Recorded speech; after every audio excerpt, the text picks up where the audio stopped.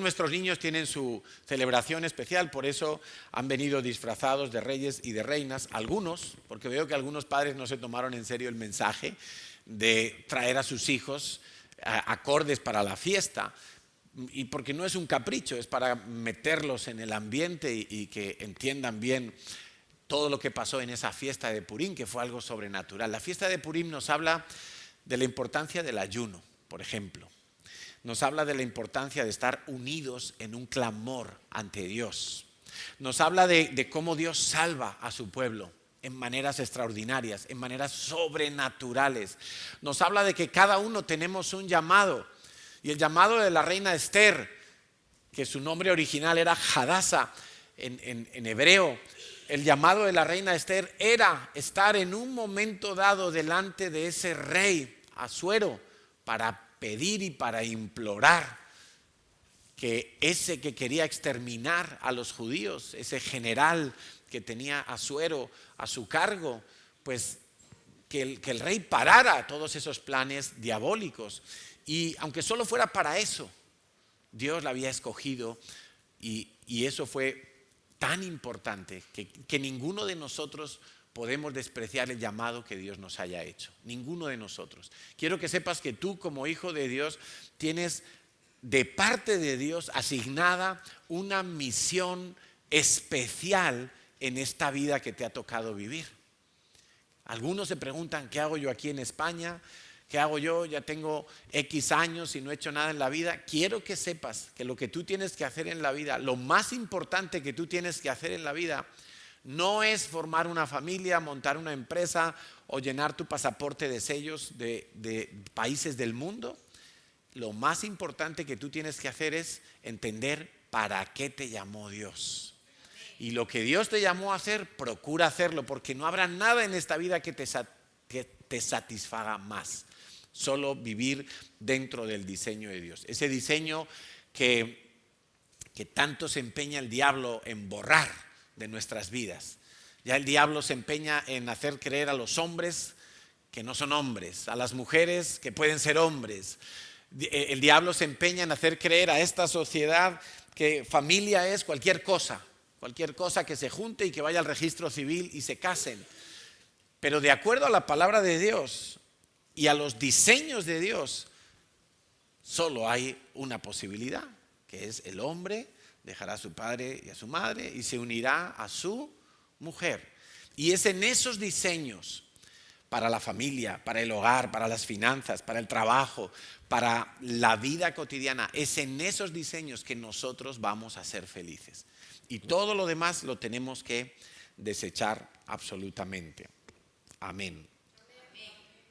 Muy bien, pues vamos a seguir con la serie que tanto a mí por lo menos me está gustando. Yo soy el primero que está disfrutando, aprendiendo y deleitándome en los atributos de Dios. Hemos estado viendo diferentes atributos de Dios y hay una importancia muy grande en conocerlos porque, entre otras cosas, yo me convierto en aquello que adoro. Yo soy transformado en aquello que es mi pasión y a lo cual adoro y ante lo cual me inclino. Cuando hablamos de adoración no es solamente cantar una canción y levantar las manos. Cuando hablamos de adoración es tenerlo como una prioridad, como un Dios, como algo importante en nuestras vidas, algo que es digno de adorar.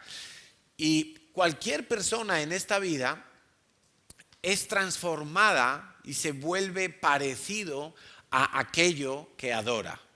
No sé si habéis visto esos tipos que son fans de Elvis Presley, que llevan muerto no sé cuántos años. Pero esos tipos se visten como Elvis Presley, se dejan las patillas aquí de Curro Jiménez, se ponen sus gafas, su tupé, y salen a la calle que no sabe si va a una fiesta de disfraces. No va a una fiesta de disfraces. Se convirtió en su ídolo, en lo que adoraba. Se convirtió en aquel, ¿no? Y algunos se parecen a su perro, porque lo adoran, o a su gato, o a su canario. Bueno, la Biblia afirma esto y dice, por ejemplo, el Salmo 115, versículo 8 al 10, hablando de las personas que adoran ídolos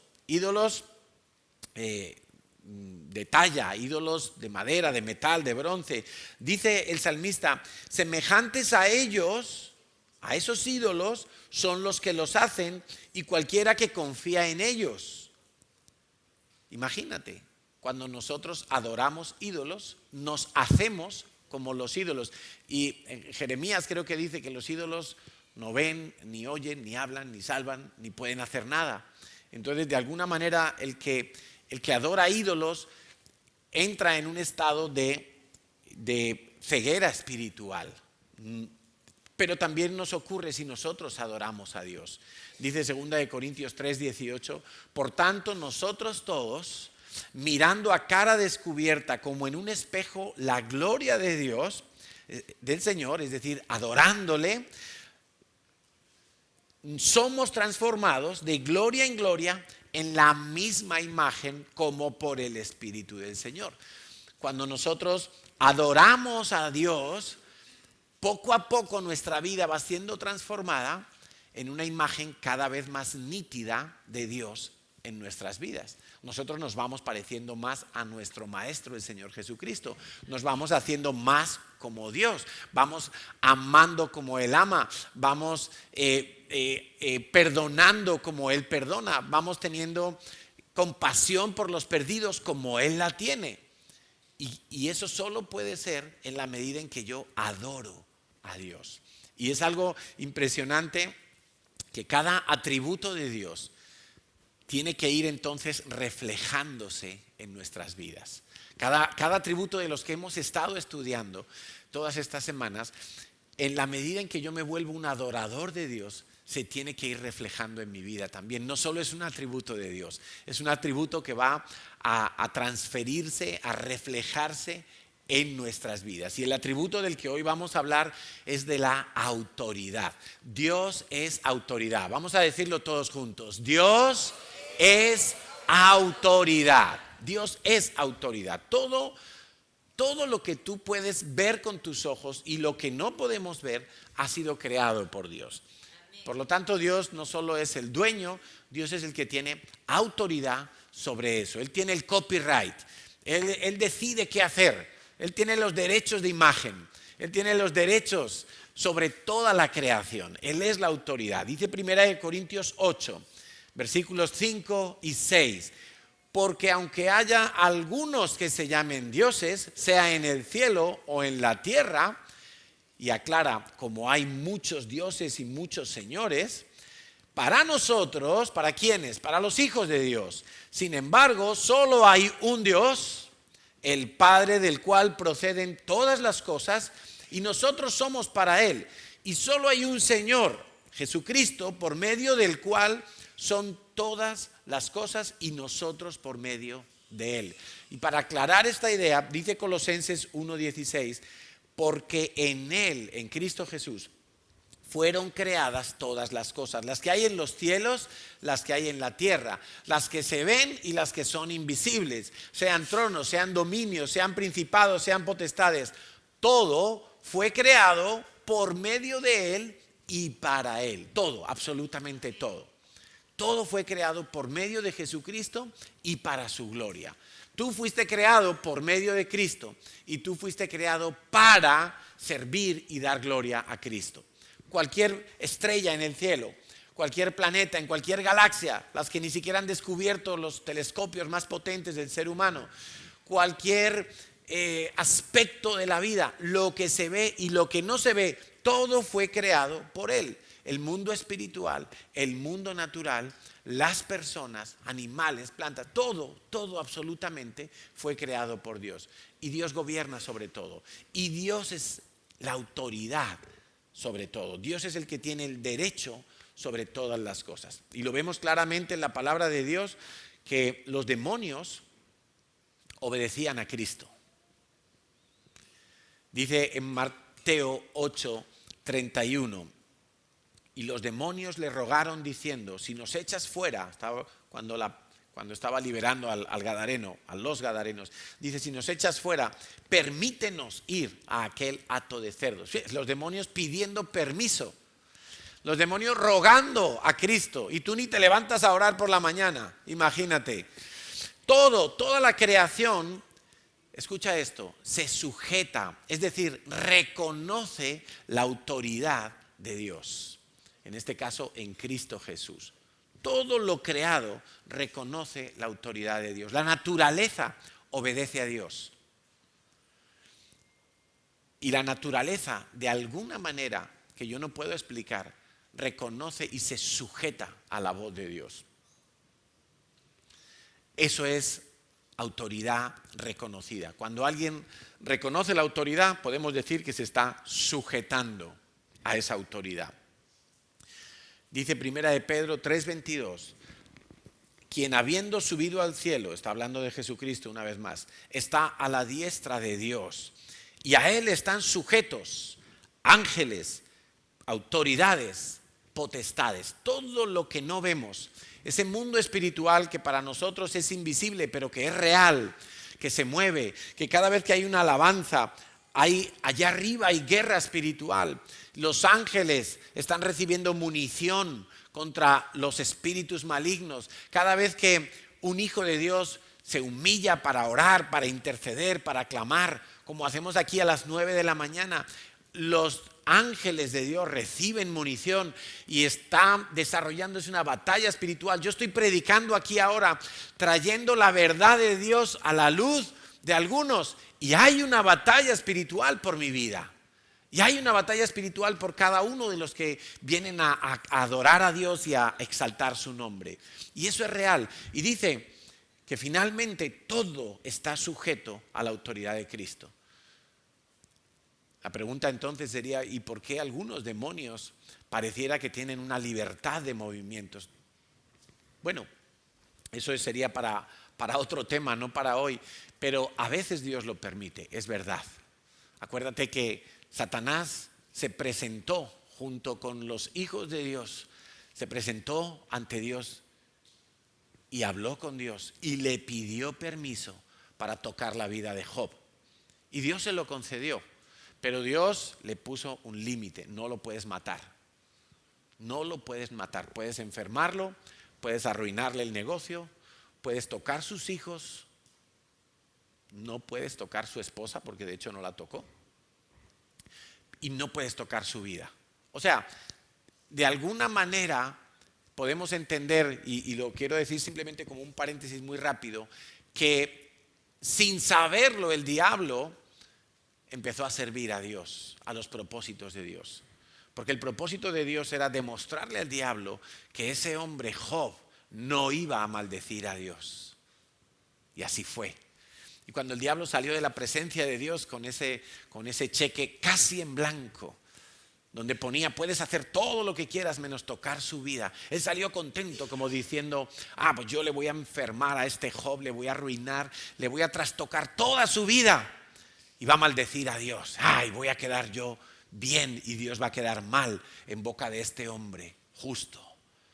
Pero lo que él no sabía es que Dios, conociendo los límites de Job, conociendo hasta dónde el corazón de Job podía ser presionado y probado, le había dado el límite al diablo. Y el resultado fue que el diablo trabajó para Dios. El diablo, sin saberlo, trabajó para Dios. Ahora, vemos entonces que los demonios obedecen, vemos que los ángeles están sujetos y vemos que la iglesia está sujeta a Cristo. Dice en Efesios 5:24, así que como la iglesia está sujeta a Cristo, así también las casadas estén sujetas a sus maridos. Y dice claramente, la iglesia está sujeta a Cristo. La iglesia sin Cristo sería una gallina sin cabeza, sería un desorden, sería una anarquía, sería cualquier cosa, como muchas de las que vemos en la sociedad hoy día. Sería cualquier cosa, pero claramente se dice que la iglesia, y la iglesia somos tú y yo, todo el conjunto de creyentes que han nacido de nuevo en Cristo Jesús, somos la iglesia. Y si lo acotamos a nuestra iglesia local, la CCI de Barcelona, pues la iglesia tiene una cabeza y está sujeta a esa cabeza que es Cristo. No puede ser de otra manera. La iglesia no puede andar independiente de Cristo. También vemos que la naturaleza obedece al Señor. Mateo 8:27, y los hombres, sus discípulos, está hablando, se maravillaron diciendo: ¿qué es este que aún, qué hombre es este que aún los vientos y el mar le obedecen? Porque acababa de parar la tempestad que estaba a punto de volcar la barca allí en el lago de Galilea. Bueno, vemos que Dios es el dueño de todo, Dios tiene el derecho entonces a ejercer la autoridad sobre todo lo creado. Y eso nos lleva al siguiente punto, y es que toda autoridad que nosotros vemos sobre la tierra, que es la parte que nos ha tocado a nosotros vivir, administrar y gestionar, toda autoridad viene de Dios y proviene de Dios. Y esto a veces es un poco difícil de entender, porque claro, uno ve algunos gobernantes que son malos gobernantes, malvados. Uno ve algunos padres que son malos. En estos días, yo no vi la noticia, pero me lo contó Natalia, de una mamá que degolló, ¿no? Cari, era a sus hijos o a su hija. O sea, ¿cómo padres tan malos? Y vemos que entonces hay algunas autoridades que ejercen mal la autoridad. Pero sin embargo, toda autoridad, como vamos a ver claramente en Romanos 13, proviene de Dios. Bueno, tienes que entender, en primer lugar, antes de leer ese pasaje, que es necesario que haya una autoridad. El diseño de Dios es ese. Y vuelvo a repetir esto, el diseño de Dios es que en todo ámbito de la vida haya una cabeza, haya una autoridad, no dos. Si hay dos cabezas, ya eso se vuelve un problema. Ya eso es complicado de gestionar porque no es el diseño de Dios. A veces cuesta ponerse de acuerdo en familia, ¿no? ¿Qué película vemos hoy? Y uno quiere una película romántica, el otro quiere tiros y disparos, y el otro quiere de espionaje, el otro de terror, el otro... Y uno dice, y no nos ponemos de acuerdo. Y somos 4 pringaos ahí. Ahora, cuando hay una cabeza, todo es mucho más fácil, porque la cabeza da la orden. Y el resto se sujeta a la cabeza, y entonces funcionan las cosas. Quizá no funcionan al gusto de todos, pero funcionan. Y el diseño de Dios tiene que ser que haya siempre, siempre una cabeza. Y la iglesia, una iglesia local como es esta, tampoco es una excepción. En toda iglesia tiene que haber una cabeza. En las familias tiene que haber una cabeza. En la iglesia la cabeza son los pastores, que somos Natalia y yo. Y somos la cabeza de la iglesia. Entonces nosotros ponemos las normas, nosotros ponemos la decisión final. La última palabra la tiene la cabeza y tiene que ser así. Y para que la autoridad se ejerza correctamente, tiene que ser libre de manipulaciones, libre de chantajes, libre de sobornos, libre de lisonjas. Y nos tenemos que cuidar como cabeza de todo eso.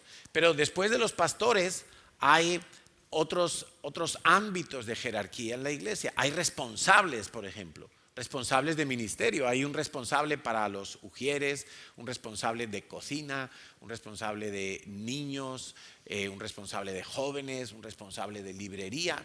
Hay responsables, son cabeza en ese sector de la iglesia. Hay líderes de célula, ellos son cabeza en la célula que tienen a su cargo. Y por lo tanto tienen autoridad. Es una autoridad que viene delegada. Acuérdate, Dios es autoridad sobre todo lo que existe. Y de esa fuente de autoridad va descendiendo niveles de autoridad al padre de familia, al presidente del gobierno, al presidente de una comunidad autónoma, al alcalde de una ciudad, al jefe de distrito. En cada ámbito de la vida hay una autoridad que viene desde arriba y viene delegada al policía que está en la calle, al de la aduana, al juez que está al presidente de una empresa, al profesor de un aula, al médico que está como responsable en urgencias en un turno. todo ámbito de la vida tiene una autoridad puesta allí y tienes que entender que viene delegada desde la fuente primaria que es Dios. Y alguno dirá, bueno, pero es que el médico que está allí en el Val d'Hebron por la noche en urgencia ni es cristiano, es ateo, quién sabe si es budista. No estoy hablando de Pepito Pérez, estoy hablando del cargo, estoy hablando del puesto. Allí se ha designado una autoridad. Y no estamos hablando si lo hace bien o mal, si es autoritario, dictador, blando o justo. No estamos hablando de eso, estamos hablando de que hay una autoridad que viene desde la fuente de arriba y que se ha ido delegando hacia abajo. Y tenemos que aceptar esto. Y el problema para muchos hijos de Dios es que no aceptamos esto. Creemos que es Dios, yo y nadie más. Y no es así. Ahí viene un grave conflicto en muchos cristianos que no aceptan ninguna otra autoridad. Y vamos a ir viendo algunos casos. La iglesia, desde luego, no es una excepción y tiene que tener una cabeza y tiene que tener diferentes niveles de autoridad que están puestos por Dios, están designados y tienen una autoridad delegada. La iglesia no es anárquica, la iglesia, perdóname, pero no es democrática. La democracia no la inventó Dios. La democracia la inventaron los hombres, con tal de no someterse a Dios, con tal de no reconocer la autoridad de Dios. Y mira, esto es tan antiguo como la nación que Dios quiso poner como un ejemplo del reino de los cielos en la tierra, que fue la nación de Israel. Y la nación de Israel no tenía reyes, tenía jueces. Y cada vez que moría un juez, por ejemplo Sansón era un juez, Débora, había jueces. Y cada vez que moría un juez, Dios levantaba otro juez en alguna de las tribus de Israel. Y ese juez era ungido por Dios con una gracia, con una sabiduría, con un entendimiento de las cosas para poder juzgar, separar las cosas y decir, bueno, pues esto está bien, esto está mal, tenemos que hacer esto. Era el sistema que Dios había establecido. Pero los israelitas comenzaron a hacer lo que está en nuestro corazón caído. Ellos empezaron a ver al resto de las naciones que los rodeaban y decían, oh, pues mira, los egipcios tienen un faraón, tienen un rey y le ponen el título de faraón y todo el mundo, oh, el faraón de Egipto. Y mira, los de por allá, los sirios tienen reyes y los del Líbano tienen reyes. Y se empezaron a fijar en las naciones vecinas que tenían reyes. Y ellos dijeron, cuando se murió el último juez, cuando Samuel todavía vivía, que prácticamente fue el último juez, y se veía que los hijos de Samuel estaban un poquito más para allá que para acá, en cuanto a las cosas de Dios. Y entonces todo Israel empezó a decir, no, pues nosotros no confiamos mucho en lo que va a dejar de herencia aquí Samuel, queremos un rey, como las demás naciones, porque vemos que les gobiernan reyes. Y Dios se sorprendió de esa iniciativa que tomaron ellos, porque no era el diseño de Dios, no lo era. El único rey que debería haber existido debería haber sido Jesucristo. Y de hecho es el único rey, pero en su primera venida no vino como rey, vino como cordero sufriente, como cordero expiatorio, a morir. Pero no debería haber habido ningún rey en Israel. Deberían haber seguido con el sistema hasta que Dios dijera otra cosa de los jueces. Pero no, ellos miraron a los modelos de la tierra. Y a veces nos pasa a nosotros, que para nuestra familia, para nuestra empresa, para nuestra manera de vivir, miramos los modelos de la tierra. Y nos olvidamos de los modelos de Dios. No caigamos en ese error. Y desde luego, mientras yo esté aquí en CCI Barcelona, pues voy a intentar que en CCI Barcelona no imitemos los modelos de la tierra, sino que traigamos la cultura del reino de los cielos a nuestras vidas, a nuestros ministerios, a nuestras células, a nuestros hogares, ¿por qué no? A nuestros matrimonios, a la crianza de nuestros hijos. Por supuesto que sí. Esos son los modelos que funcionan, son los que le agradan a Dios y son los que van a traer gloria a Dios. Dice Romanos 13, del 1 al 2, sométase toda persona a las autoridades superiores. ¿Qué tenemos que hacer entonces como hijos de Dios? Dios nos da una orden y dice, someteos a las autoridades superiores. Ahora bien, cuando tú lees todo el capítulo 12 de Romanos, te vas a dar cuenta que no está diciendo solamente que te sometas a las autoridades que están en la iglesia. No te está diciendo solamente que te sometas al pastor, al líder de la célula o al líder del ministerio. No.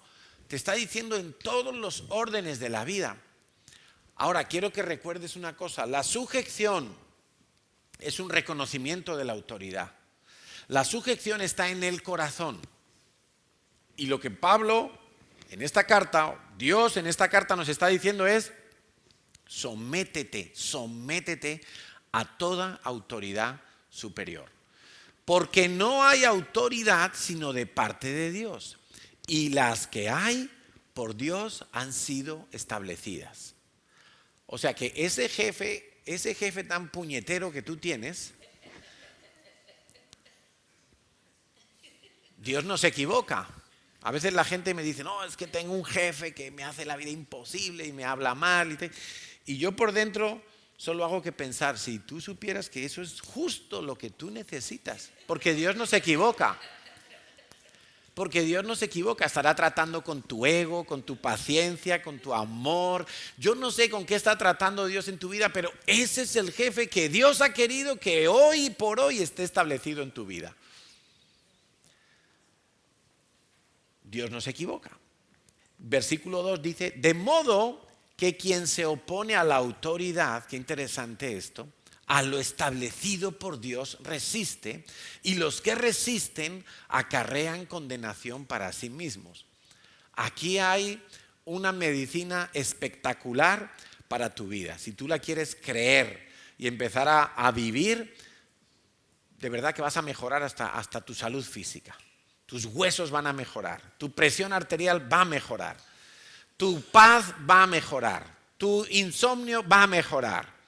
Cuando tú aprendas esta columna de la vida cristiana, que es reconocer una autoridad y sujetarse, porque es lo mismo, reconocer y sujetarse es lo mismo.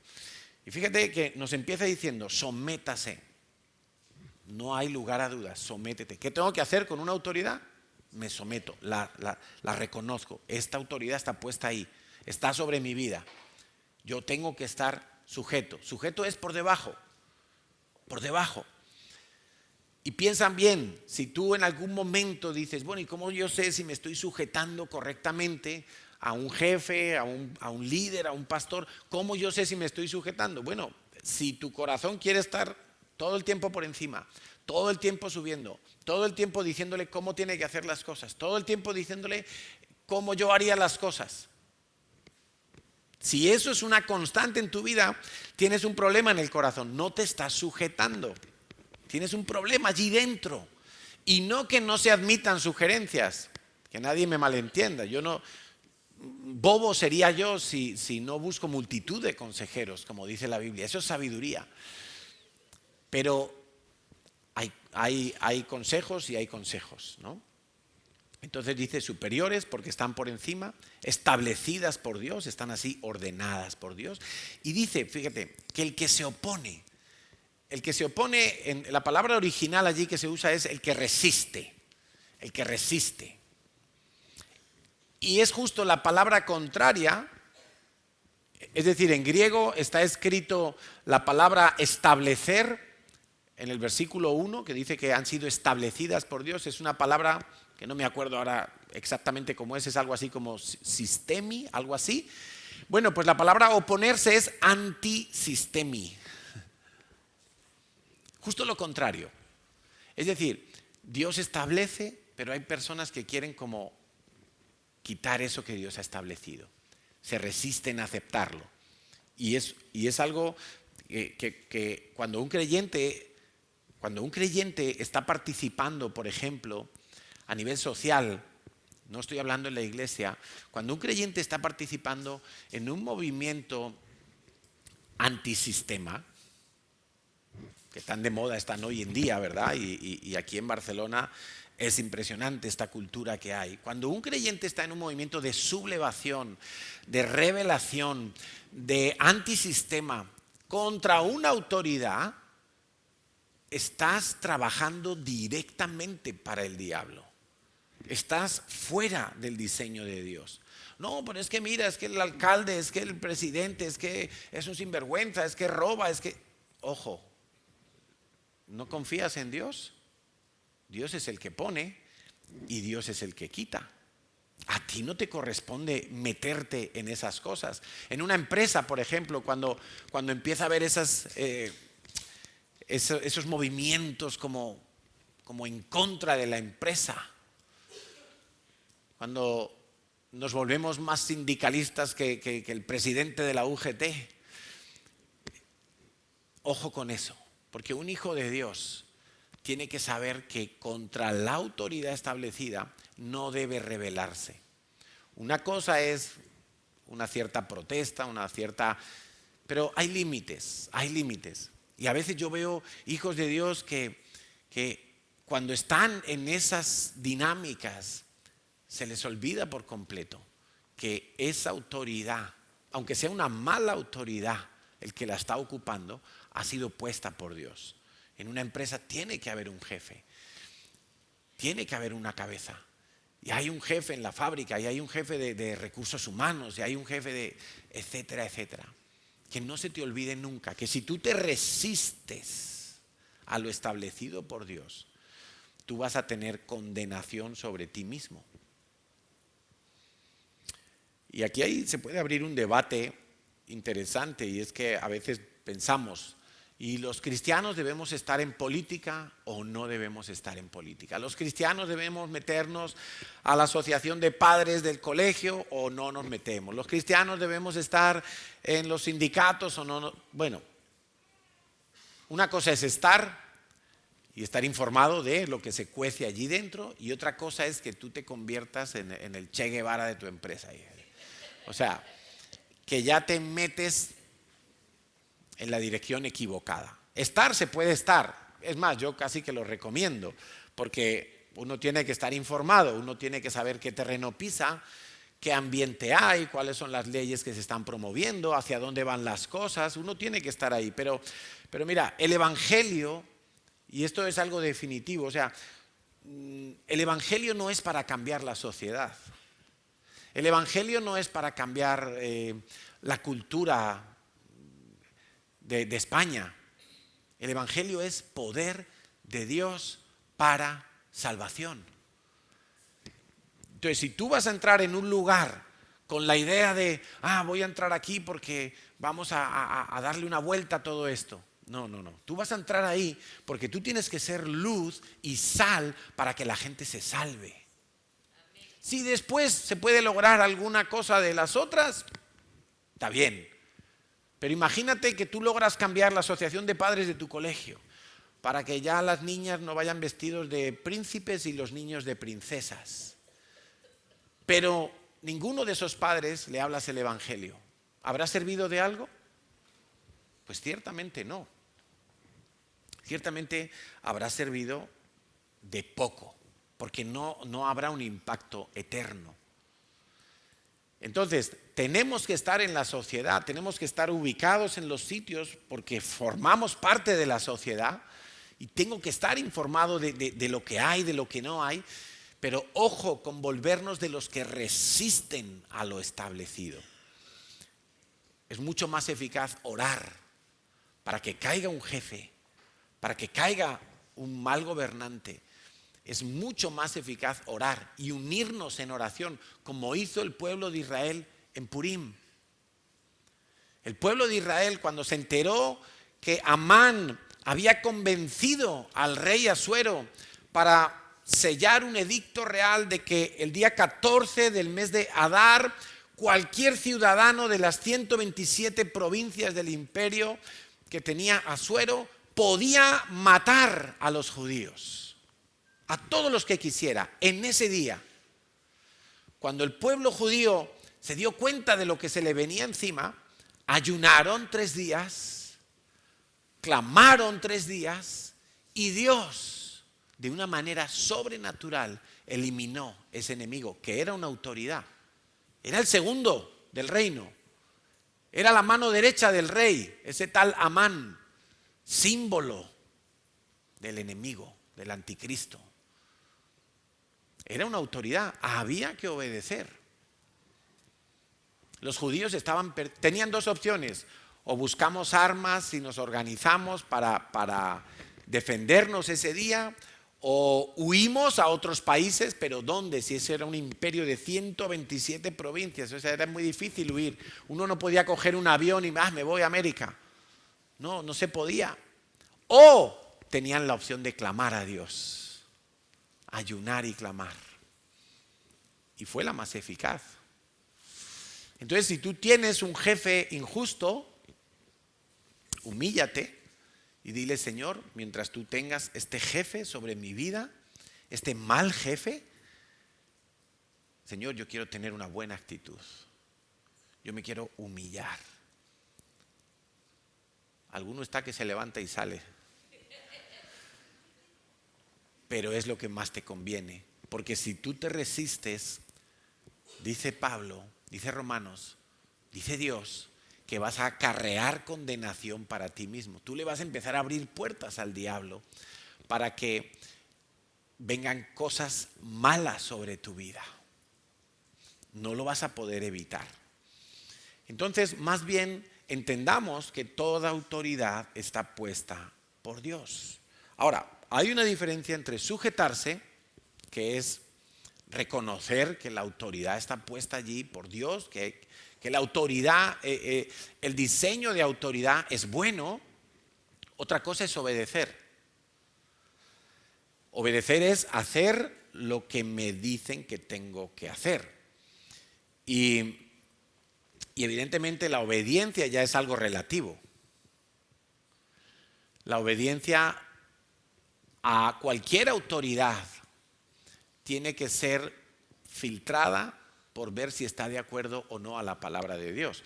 De manera que Mardoqueo, por ejemplo, no obedecía ante la orden de adorar a Amán. Y no lo hizo, porque eso contravenía la palabra de Dios. Si tu jefe te dice que le mientas a un cliente, yo que tú no lo haría. Porque tu jefe es autoridad, pero Dios está por encima de él y Dios te ha dicho que no mientas. Es un mandamiento de Dios. Si el gobierno llega un momento que se vuelve loco y dice: bueno, ahora prohibimos que los cristianos se reúnan. Por cierto, como nos pasó en la pandemia, ¿verdad?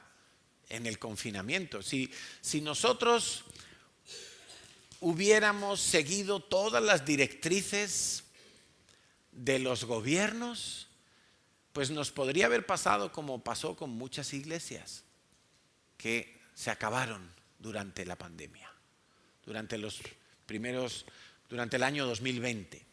Por ejemplo, este local era de una iglesia. Y cuando empezó la pandemia, cerraron esos 2 meses y medio de cuarentena, pero nunca más volvieron a abrir. Porque bueno, las condiciones en las que podían abrir las iglesias eran tan limitadas que prácticamente era lo mismo que no abrir. Ahora, allí nosotros tenemos una orden de Dios y es no dejando de congregarnos.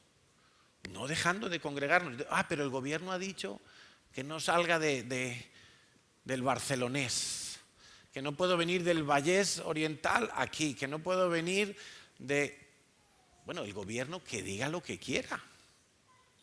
Yo tengo que hacer primero que todo lo que Dios ha dicho. Mira, cuando hay un conflicto en la obediencia que tienes que seguir, Tú tienes que mirar quién tiene la autoridad más alta.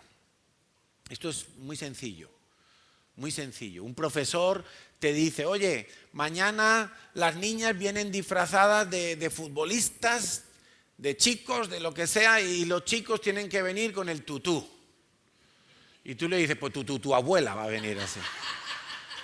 No te hace falta obedecer eso. Y no le tengas temor a no obedecer eso si tú crees en los diseños de Dios.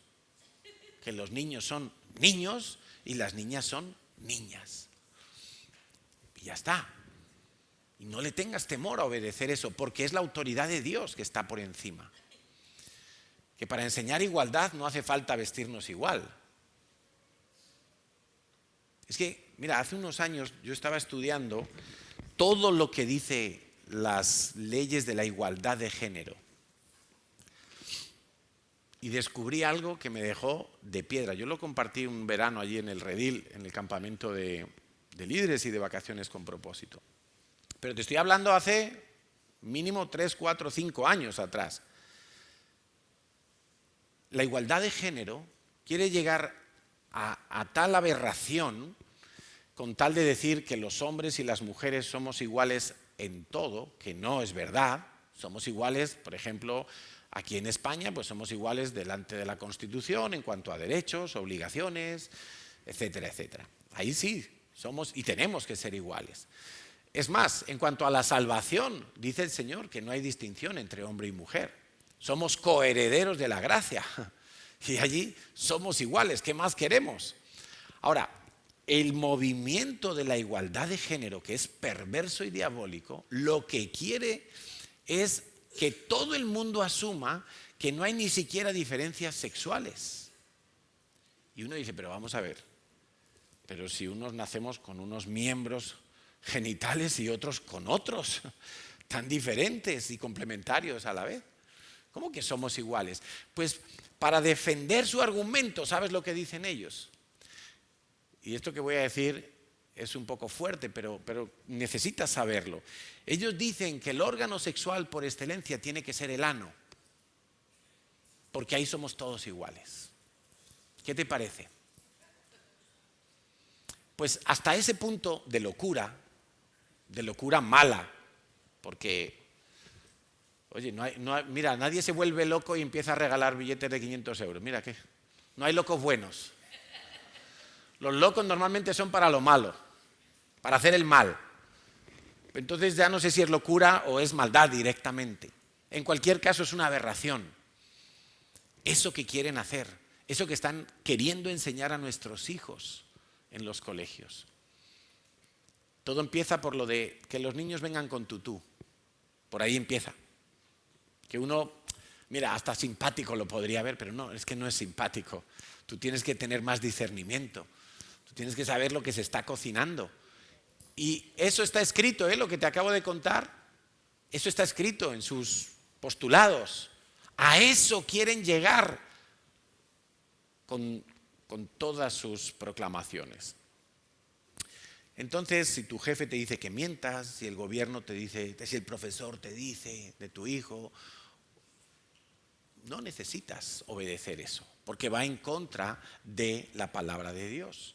Si tu familia dice, ven que vamos a celebrar el cumpleaños y allí todo el mundo se emborracha, tú no necesitas estar allí. No necesitas.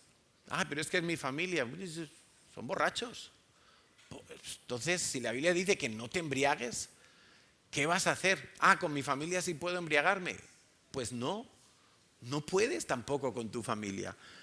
Y si tú sabes cómo va a acabar eso, pues tienes que hacer algo. Ahí sí puedes no obedecer. Y es curioso porque mira, algunos cristianos se sujetan a Dios, pero no le obedecen. Y esto parece una contradicción, pero no lo es. Algunos cristianos reconocen que Dios es Dios, que Dios es autoridad, que Dios está en lo alto, pero no le obedecen. Y el Señor Jesús puso una alerta en sus sermones, en Mateo 7:21 lo puedes leer, donde Él dijo, ay de aquellos que dicen Señor, Señor, Están reconociéndole, Señor, pero no hacen mi voluntad. No hacen mi voluntad. Imagínate. Y sin embargo, hay otro tipo de personas que no se sujetan a Dios porque no le reconocen como Dios, pero curiosamente hacen cosas que son de acuerdo a la ley de Dios. De alguna manera podríamos decir que están obedeciendo a Dios.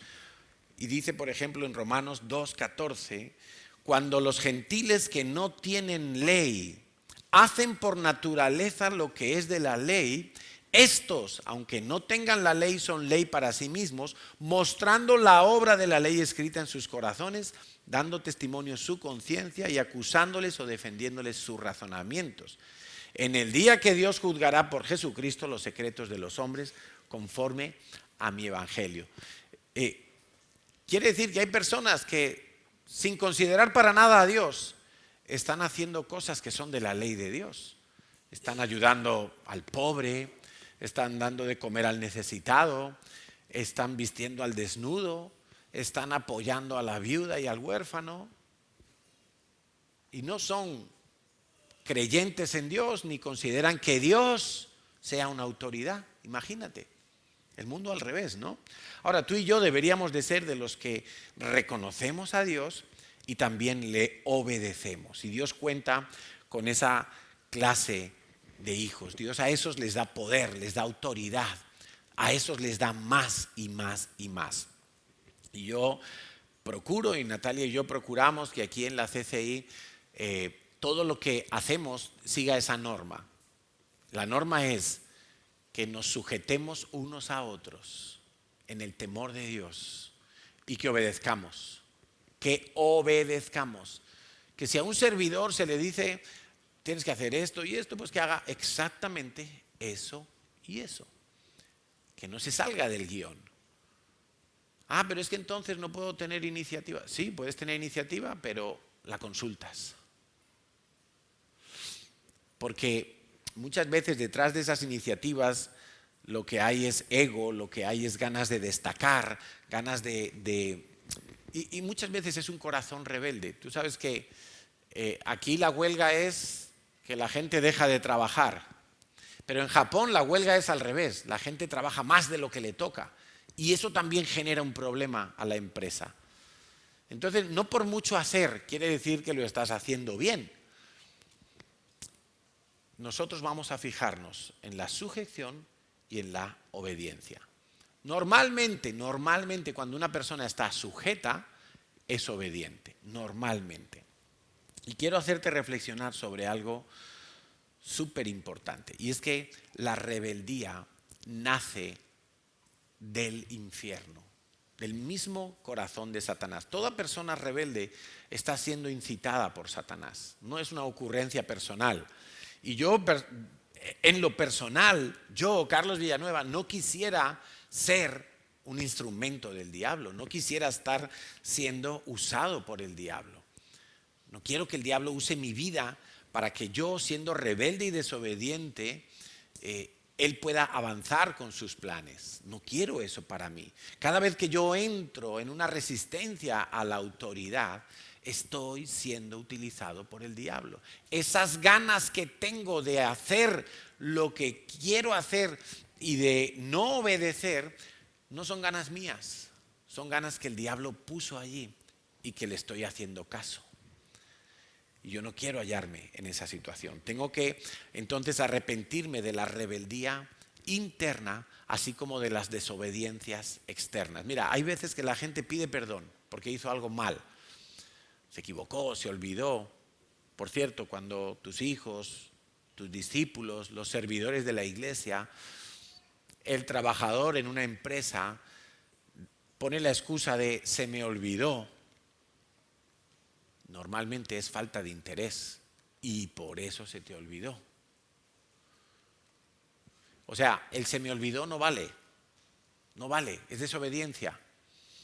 Si tú le dices a un niño, hoy, haz la prueba hoy, le dices a tu hijo pequeñito, mañana vamos a ir al Burger King a comer. Te aseguro que mañana te lo va a recordar varias veces.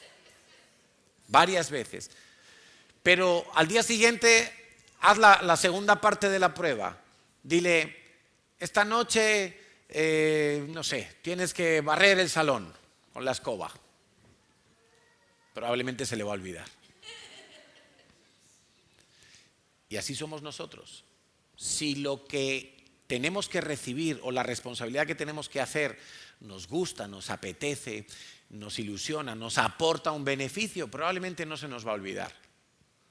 Pero si es un trabajo esforzado, a lo mejor se nos olvida. Y el olvidarlo es que no hemos prestado atención a la voz de la autoridad que nos lo ha dicho. ¿Cuántas veces nosotros en casa, a nuestros hijos, cuando nos han dicho eso de, es que se me olvidó? Entonces, ¿sabes qué, hijo mío? Ven aquí. Eso es vara. Porque cuando tus padres hablan, tú tienes que prestar atención. No se te puede olvidar. O quieres que tu hijo llegue un día al colegio y el profesor diga, pasado mañana examen, y que al niño se le olvide estudiar.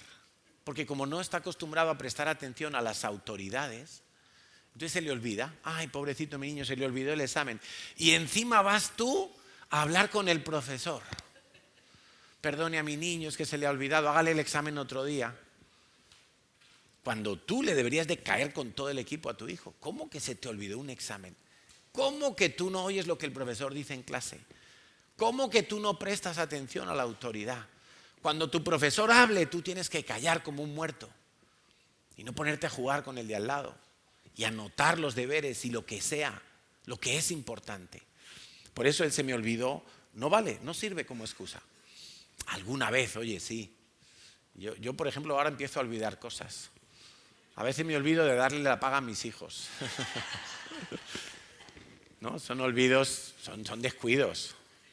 No, quiero decir que a veces con la edad sí que nos vamos olvidando de cosas y el estrés, pero no estamos hablando de eso. Estamos hablando de la típica excusa de se me olvidó. Se me olvidó es porque no prestaste atención. Mira, cuando mis pastores, Enrique y Emma, nos han dicho alguna cosa, o sea, pero a veces no son órdenes, porque los que trabajáis cerca de nosotros sabéis que no somos de dar órdenes de, oh, esto es así, esto es así. A veces son sugerencias, porque depende con quién trabajemos, depende quién es la persona que viene a pedirnos consejo, pues sabemos si podemos dar una orden porque sabemos que reconoce nuestra autoridad o simplemente damos un consejo. Entonces a veces le decimos a la gente, mira, pues ya que me has preguntado, yo haría esto y aquello. Bueno, cuando nuestros pastores a nosotros, cuando éramos más jóvenes, pero ahora también, y recién casados, y surgían cosas con la crianza de los hijos, y las típicas cosas de la vida que son problemas, y a veces nuestros pastores nos decían, pues mira, yo haría esto y esto. O sea, para mí eso era una orden. Y siempre me fue bien cuando hice caso del consejo de mis pastores. Y no eran órdenes que me estuvieran dando, no eran órdenes.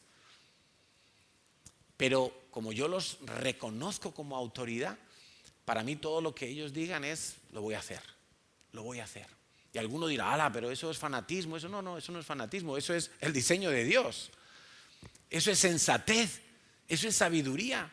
Si es que para mí, el haber tenido unos pastores que estén a cargo, cuidando nuestras vidas, eso no es motivo de sentirme presionado o de sentirme vigilado. Era todo lo contrario, era motivo de seguridad.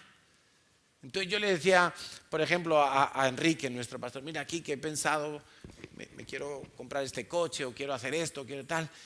Y él me decía, pues mira, sí, me parece bien. Pues. Pero si yo notaba el más mínimo como que él no lo veía claro, yo decía, no, un momento, voy a parar. ¿Por qué? Porque es una autoridad que está puesta sobre mí y está establecida por Dios, no puede ser algo malo. Además de que yo he visto el ejemplo de vida de ellos, por supuesto. He visto cómo son ellos en su matrimonio, cómo son ellos con la iglesia, con los pastores, con los que han sido enviados fuera de Madrid. Y he visto todo eso y eso a mí me da una seguridad, pero tremenda, tremenda. Y creo que debería de ser igual en la vida de todos nosotros. Aquellos que ven la autoridad como una amenaza, más que fijarse en la autoridad, lo que tienes que revisar es tu corazón. ¿Qué hay en tu corazón? Si tú ves la autoridad como una amenaza, no, es que se mete en mi vida, es que me dice, es que me... Yo a veces oigo cosas y digo, bueno, no era lo que parecía. No es tan humilde esta persona, porque es que para sujetarse a alguien necesitas ser humilde. Claro, necesitas ser humilde porque es alguien que va a estar por encima de ti. Y a veces en la iglesia decimos cosas como no. Y fíjate que es que la iglesia es un campo de entrenamiento para lo de la autoridad, para lo de la obediencia, pero impresionante. A veces hay hijos de Dios que dicen, no, yo como tengo al Espíritu Santo, yo no necesito un líder. Entonces Dios se ha equivocado. Dios se ha equivocado. Porque Pablo reprodujo exactamente el modelo que Jesús hizo con sus 12 discípulos. Y en cada iglesia que Pablo fundó, dejaba establecidos ancianos y obispos y diáconos, que aquí le llamemos con otro nombre, no importa, es lo mismo, son autoridades delegadas. Ah, no, entonces Pablo se equivocó. Qué raro, porque si ya les compartía el Evangelio y eran bautizados con el Espíritu Santo y hablaban en lenguas y todo, ¿y por qué iban a tener que tener un pastor? Pablo se equivocó entonces. No, Pablo no se equivocó. Es que Dios sabe que todos necesitamos estar bajo autoridad. Dios lo sabe porque sabe que nuestro corazón tiende a la rebeldía. ¿Sabes por qué? Porque tú y yo nacimos en pecado. Tú y yo cuando nacimos teníamos un título, hijos de Satanás. ¡Ay, qué susto! ¿Sí, Carlos? ¿Sí? Hijos de la ira. Hijos de rebeldía. Y ese fue el pecado de Satanás. Orgullo y rebeldía. Voy a ser como Dios, vaya orgullo tan grande. Y me voy a rebelar. Y no voy a obedecer lo que Dios ha dicho. Y me voy a convencer a unos cuantos que me apoyen. Claro, cuando tú y yo nacimos con eso en el corazón. Y cuando renacemos de nuevo en Cristo Jesús, Jesús mismo nos dice, hay una nueva vestidura para ti, póntela, muy bien, te la pones, pero ¿y qué hago con esa antigua naturaleza? La tengo que crucificar todos los días. Y el día que no la crucifico, como dice Pablo en Efesios, con Cristo estoy juntamente crucificado. Pero eso es cada día. El día que no lo hago, esa vieja naturaleza se quiere levantar. Tú no necesitas sujetarte a nadie. Tú no necesitas rendir cuentas. Tú con el Espíritu Santo. Uy, el diablo, hasta Biblia te dice. Hasta Biblia te dice el diablo. Quiero que sepas que se la sabe muy bien la Biblia. El diablo se sabe la Biblia. Totalmente, de cabo a rabo. Y te va a dar hasta versículos. No, si tú eres templo del Espíritu Santo. Pues quiero que sepas que tú y yo necesitamos estar bajo autoridad. Tú y yo lo necesitamos. Algunas veces las personas me han preguntado, bueno, entonces en la CCI, Carlos y Natalia son los pastores. Y por encima están Enrique y Emma, que son los pastores principales de toda la comunidad cristiana integral. Muy bien. Y por encima están Rafael Holland y Donna Holland, que son como los pastores de nuestros pastores. Muy bien, y algunos me preguntan, ¿y los pastores Holland quién tienen por encima? Pues ellos tienen a alguien, yo no sé quién es. Son pastores de Estados Unidos. Pero ellos saben que necesitan a alguien a quien rendir cuentas. Porque ningún hijo de Dios puede ser un verso suelto que ande por ahí solo. Todos necesitamos estar bajo autoridad. Todos, absolutamente todos. Y el que no está bajo autoridad va a tener problemas, va a acarrear condenación sobre sí mismo, como hemos leído en la palabra de Dios. Entonces, Aquí en la iglesia nosotros observamos quiénes son los que obedecen. Los que obedecen a la hora de servir, por ejemplo. Quienes hacen tal como les está diciendo el responsable de ese ministerio. Quienes tienen buena actitud para reconocer la autoridad. Y todos los domingos hay líderes, por ejemplo, los ujieres. Ahí tenemos a Carlitos con su distintivo de ujier y en la puerta normalmente os recibe alguien y os da la bienvenida. Es un ujier, está para ayudar, está para servir. Entre los ujieres, el responsable es Luis Arias. Él es el jefe de los ujieres. Pero cada domingo él designa uno de los ujieres como el líder de ese domingo. Es como el jefe temporal de ese domingo. ¿Sí? Entonces, hay veces que si un ujier, por ejemplo, obedece a Luis, pero no obedece al líder de turno, entonces está demostrando que tiene un problema en su corazón. No está reconociendo la autoridad del líder de turno. Hay veces que la gente hace algo porque nosotros, los pastores, lo hemos dicho, pero no si lo dice Luis o si lo dice el otro o el de más allá. Entonces no están reconociendo la autoridad, están desubicados. Necesitan aprender. Por eso nosotros desde los primeros cursos del discipulado que se hace en la iglesia se habla de autoridad, porque es necesario entender que toda autoridad está puesta por Dios. Mira, cuando David era amenazado por Saúl, y Saúl era el rey, David lo que tenía que hacer era obedecer al rey. Si el rey decía salta, él saltaba. Si el rey decía vamos a la guerra, vamos a la guerra. Tenía que obedecer. Pero no solo tenía que obedecer, lo más impactante de David es que él estaba sujeto a un mal rey como era Saúl. Saúl fue un rey desobediente. La Biblia nos cuenta al menos 2 ocasiones que desobedeció flagrantemente a Dios y le costaron el puesto. Pero David nunca se rebeló, nunca se sublevó, nunca participó en un movimiento de resistencia y de oposición al rey establecido por Dios. Él dijo, no me puedo yo meter en este lío. Si Dios lo puso, Dios lo tendrá que quitar. Y te voy a decir más todavía. Ya David sabía que iba a ser el siguiente rey, porque el profeta ya se lo había dicho. Y le había ungido y todo. Pero no levantó ni una palabra contra su, vamos a decirlo así, contra su líder, contra su pastor, contra su rey. Ni una palabra. Y en aquella ocasión que todos hemos leído tantas veces, cuando Saúl está persiguiendo a David para matarlo, y David está huyendo y en una de esas se esconde en una cueva.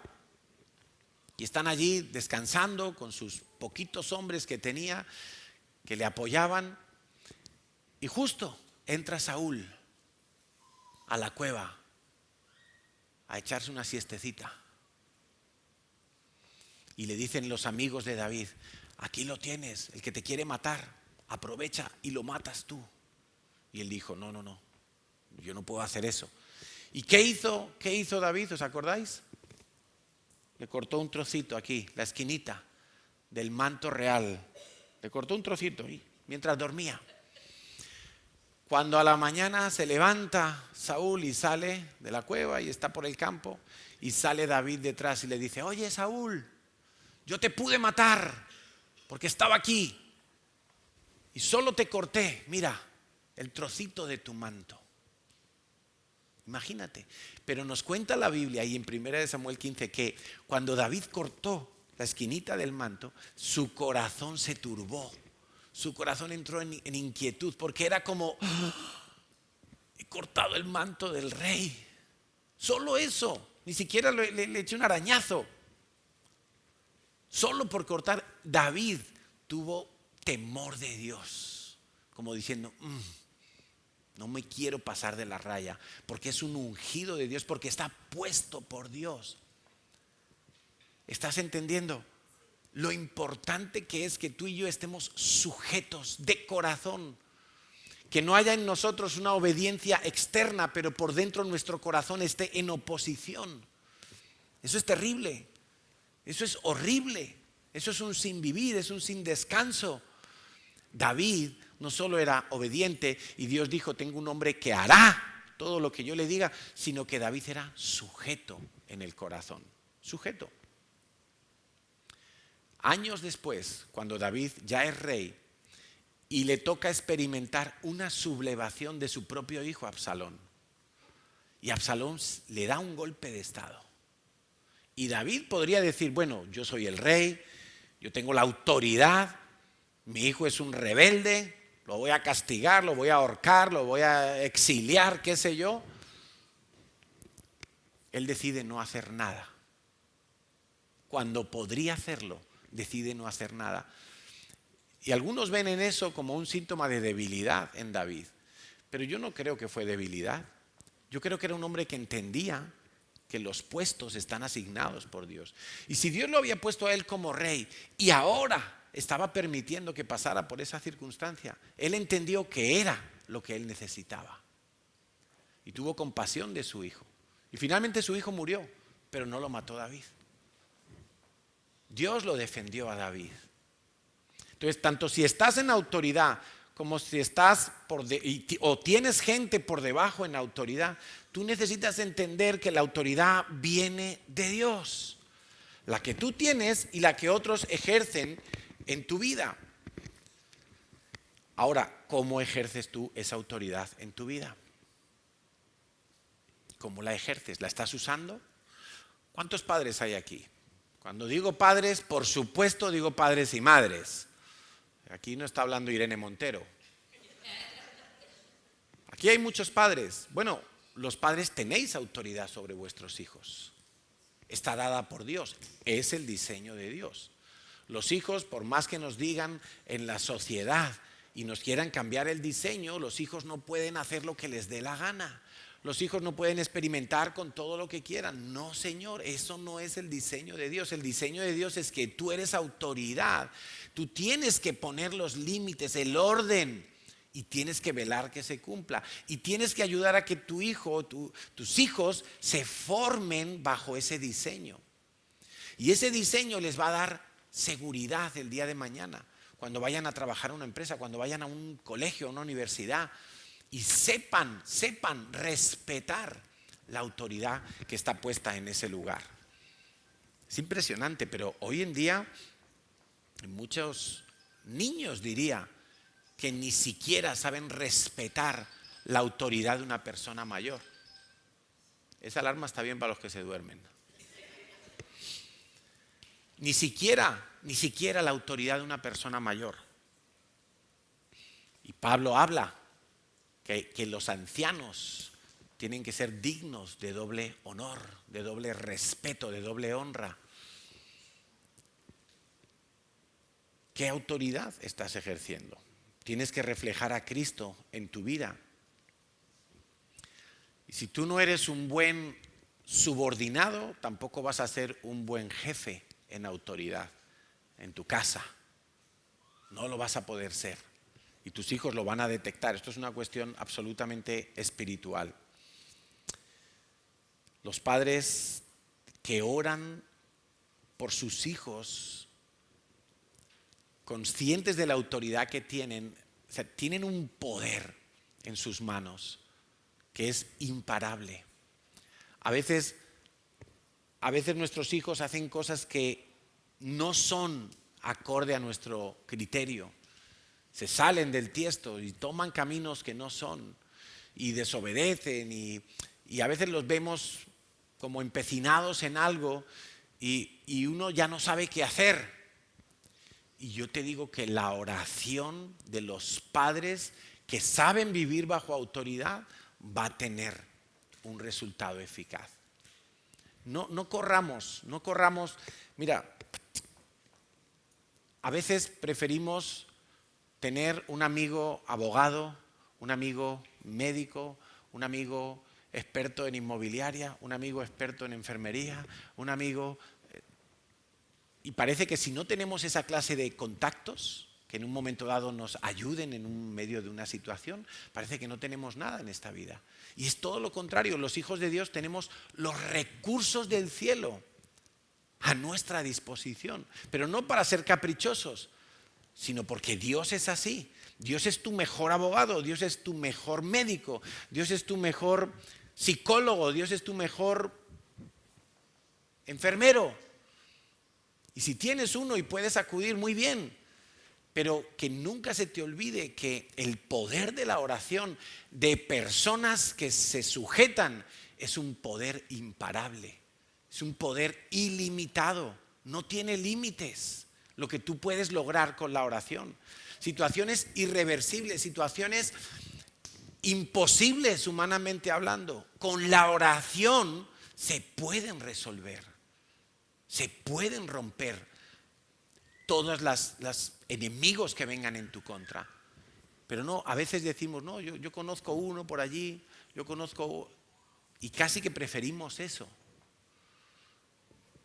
Pues a veces Dios nos va a tener que dejar sin amigos para que acudamos a Él. Bueno, pues que sea así. Si sirve para que acudamos a Él, genial. Muy bien. Ya para terminar, y mientras van viniendo los músicos para orar, quiero citar 3 aspectos de la rebeldía que son demasiado graves o demasiado trascendentes. Uno de ellos lo encontramos en el primer libro de Samuel, capítulo 15, versículo 22, justamente hablando del rey Saúl y de su desobediencia. La última desobediencia que tuvo el rey Saúl fue que Dios le dijo a Saúl: vas a ir contra los amalecitas, vas a conquistar su ciudad, su pueblo, y vas a matar todo, el ganado, las personas, todo absolutamente lo vas a terminar. Escucha esto. Y Saúl no lo hizo así. Saúl no mató. Saúl perdonó, por ejemplo, la vida del rey. Lo perdonó. Él se le ocurrió la buena idea, según él, que tener un prisionero, rey de otra nación, pues podía ser algo bueno para asustar a otros enemigos, otras naciones enemigas. Y entonces se le ocurrió una idea, él aportó una idea y la hizo. No lo mato, le voy a perdonar la vida. También se le ocurrió hacer caso de lo que dijo el pueblo democráticamente.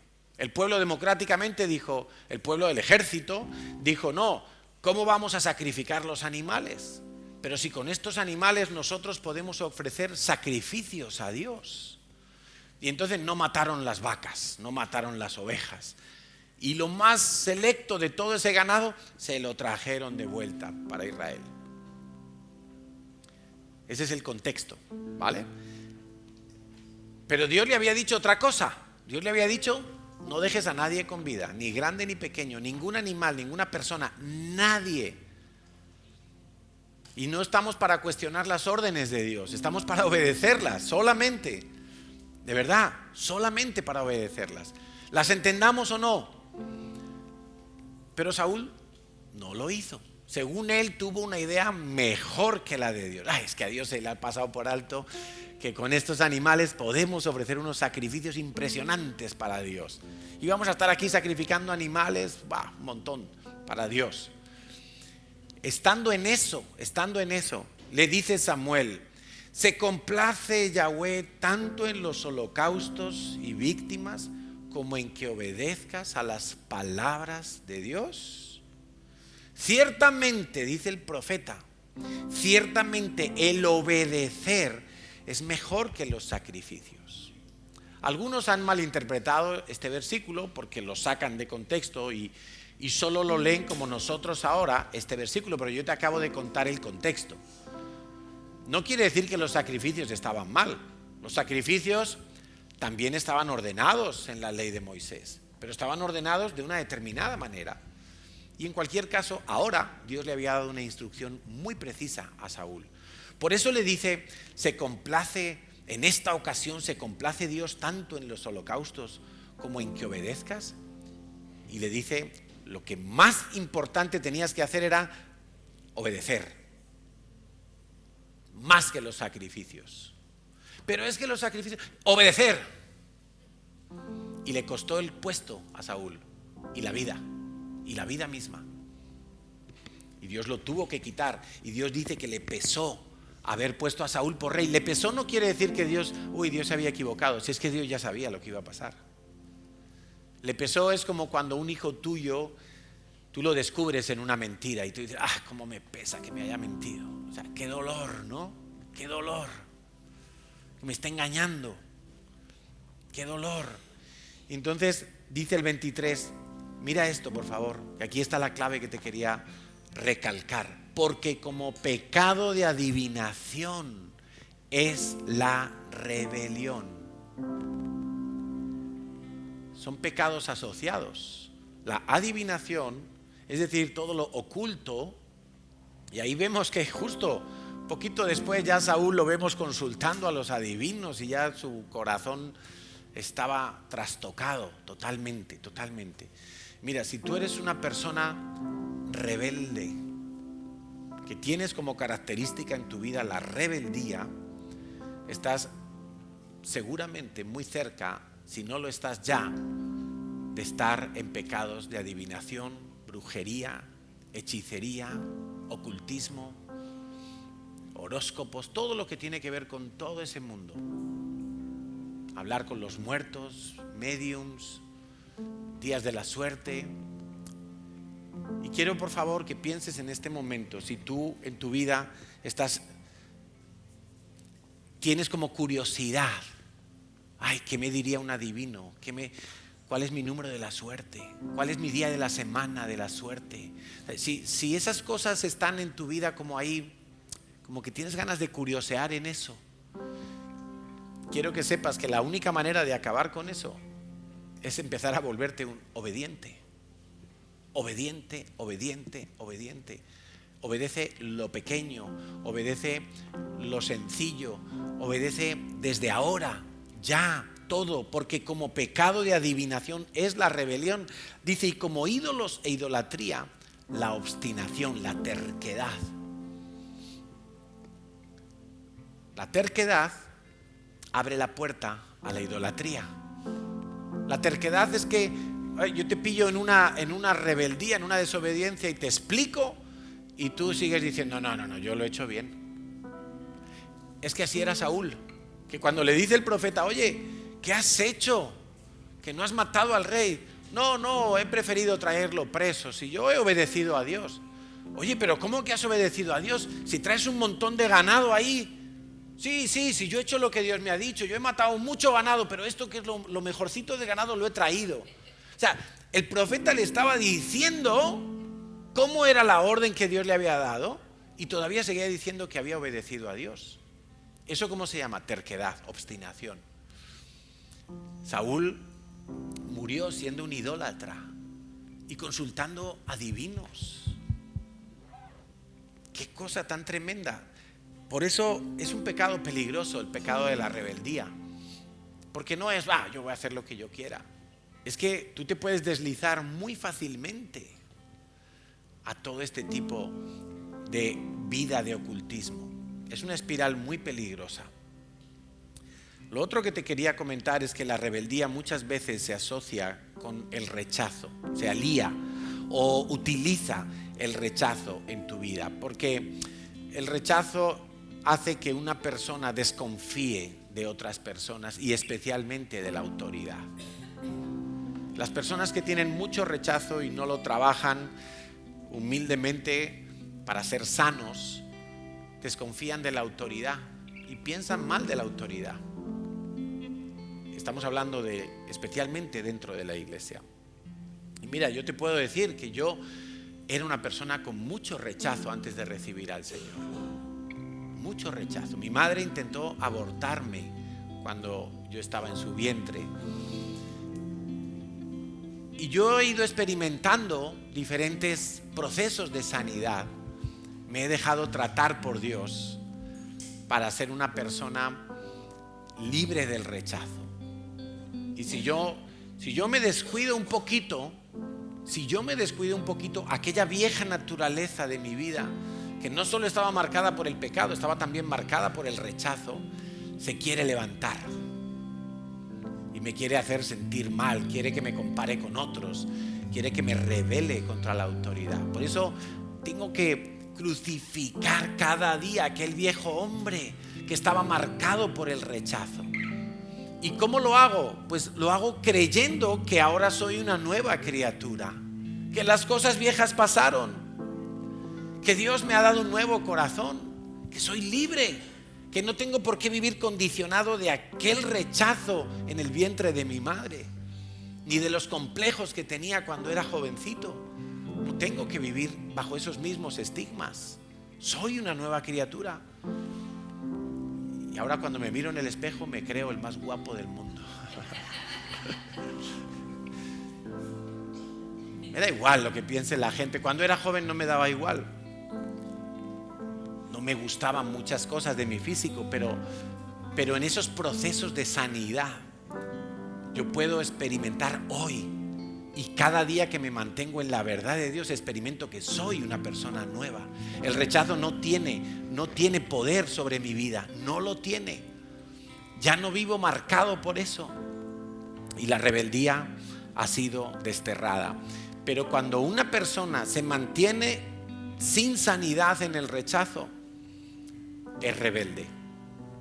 Son demonios que se alían para desconfiar de la gente y especialmente de la autoridad. Y la última observación es que también la rebeldía se asocia con el orgullo. Lo hemos comentado antes en un momento de la predicación, porque el orgullo justifica las acciones rebeldes. El orgullo te dice, pues mira, es que como no te lo dijeron bien, has desobedecido y está bien. Tienes derecho a desobedecer. Es que como otros lo hacen mal, tú puedes equivocarte también. Es que como tu jefe es un mal jefe, entonces no le tienes que obedecer. No, le tienes que obedecer, aunque sea un mal jefe. Solamente no le obedezcas si lo que te pide va en contra de la palabra de Dios. Solamente.